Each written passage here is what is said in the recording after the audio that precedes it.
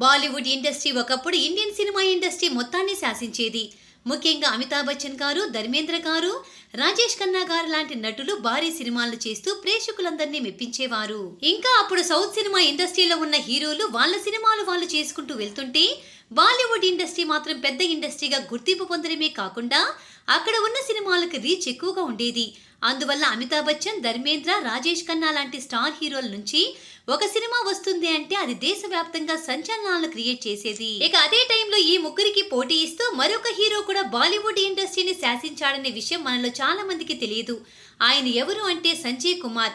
అప్పట్లో అమితాబ్ బచ్చన్ గారి కంటే ఎక్కువ రెమ్యునరేషన్ తీసుకున్న హీరోగా ఆయన గుర్తింపు పొందారు. ఇక బ్యాక్ టు బ్యాక్ వరుసగా 6 సినిమాలతో సక్సెస్ ను అందుకుని స్టార్డమ్ అందుకోవడమే కాకుండా స్టార్ హీరో స్టేటస్ ను కూడా అనుభవించారు. ఇక ఈయన తన కెరియర్ లో ఆలీబాబా 40 చోర్, కలాపి, స్మగ్లర్, రాజౌ రంక్, అంగూర్, గౌరీ లాంటి సినిమాల్లో హీరోగా నటించారు. ఇక కొద్ది రోజుల పాటు స్టార్ హీరోగా గుర్తింపును సంపాదించుకున్న తరువాత ఆయనకు సరైన సక్సెస్లు రాలేదు. దానివల్ల హీరోగా ఫేడ్ అవుట్ అయిపోయి క్యారెక్టర్ ఆర్టిస్ట్ గా కూడా నటించారు. ఇక అసలు విషయం ఏంటి అంటే ఈయన చాలా చిన్న ఏజ్ లోనే క్యారెక్టర్ ఆర్టిస్ట్ గా మారి ముసలి గెటప్ లో కూడా నటించారు. ఇక 47 ఏళ్లకి ఆయన గుండెపోటుతో మరణించడం అనేది నిజంగా అప్పటి ప్రేక్షకులందరినీ తీవ్రమైన దిగ్భ్రాంతిని గురిచేసింది.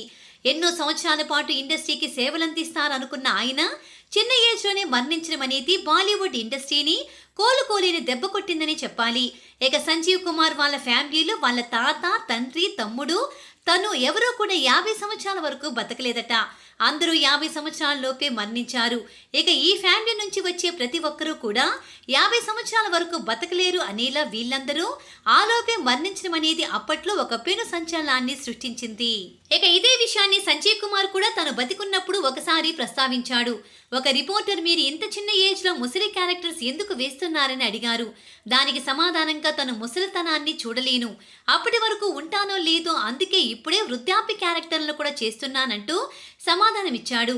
అంటే ఇతనికి ముందే వాళ్ళ తాత, నాన్న చనిపోయారు కాబట్టి తను కూడా అలాగే చనిపోతా అనే ఉద్దేశం తనకి కూడా ఉందా అనే అనుమానాలు వ్యక్తమయ్యాయి.